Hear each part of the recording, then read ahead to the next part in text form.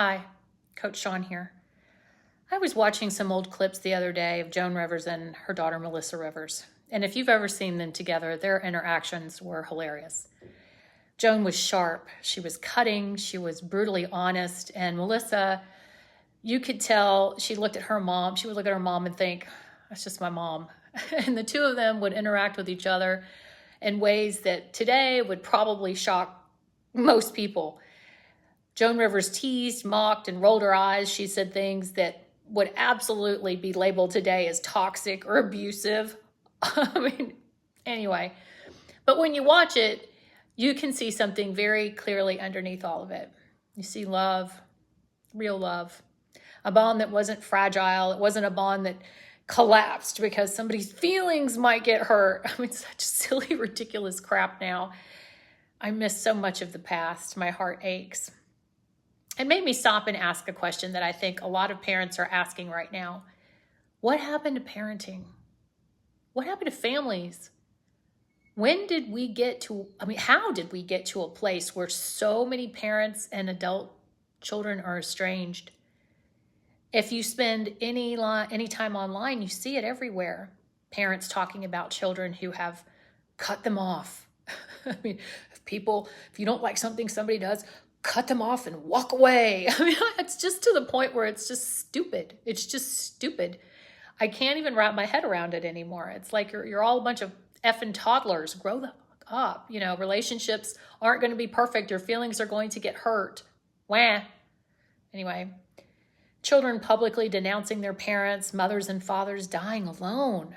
My God, seriously? Families fractured in ways that would have been almost unthinkable a few generations ago. Now, let me say something very important first. Every situation is different. In my case, what happened involved parental alienation and a narcissistic ex-partner. Many of you watching this understand that dynamic all too well. When someone is with a narcissist, they weaponize their children against the other parent, and it completely distorts the reality for those kids. This is real and it happens, but I also coach many parents where that isn't the situation.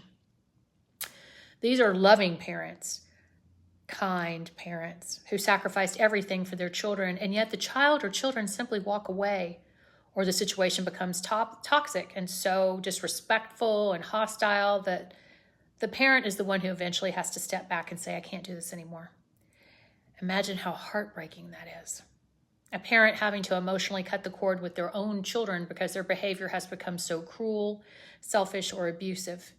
I look around and I see so many parents saying the same things. My child abandoned me. My child lies about me. My child treats me like the enemy. And I keep asking myself the same question. How did we get here?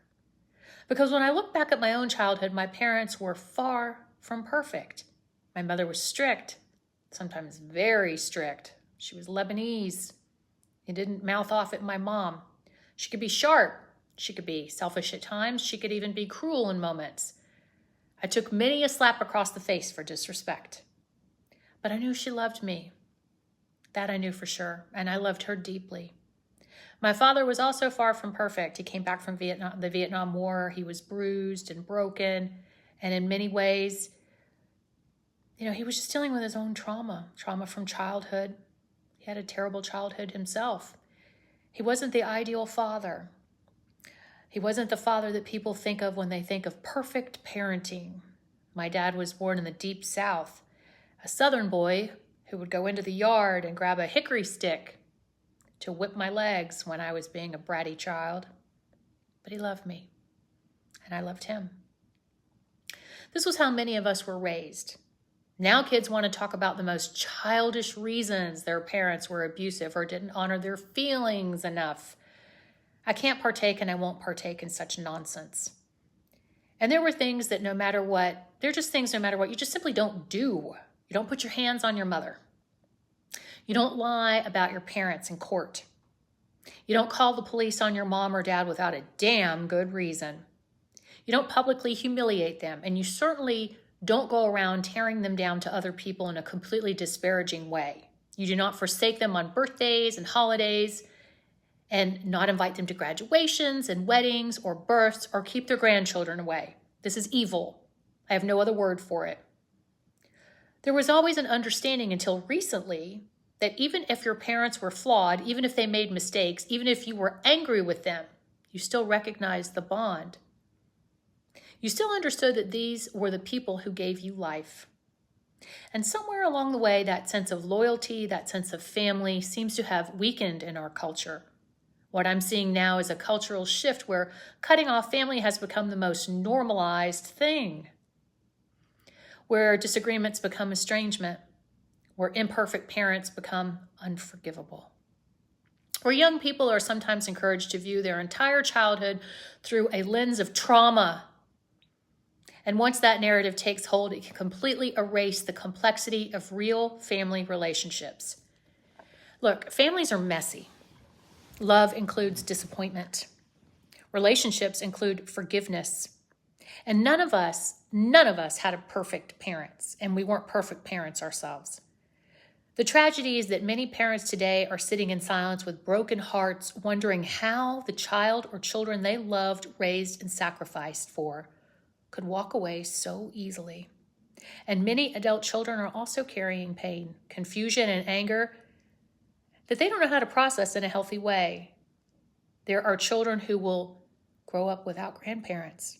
What an incredible loss, all because of a selfish, lost adult child. So what happened to families? What happened to forgiveness? What happened to understanding? I don't pretend to have the answers. A fundamental truth has been lost. The ability to hold two truths at the same time. That our parents can be flawed and love us. That families can and are imperfect, but worth fighting for. Without forgiveness, without understanding, without grace for human imperfection, love itself begins to disappear. And when love disappears from families, the consequences ripple through entire generations. So I want to hear from you. What do you think happened to families? What do you think changed in our culture? And if you are a parent estranged right now, I want you to know something. You are not alone. Far more families are dealing with this than people realize, and it's time we start having honest conversations about it. Please follow and like for more videos. I will not stop bringing you the truth of what I see. Please see my link below for more resources.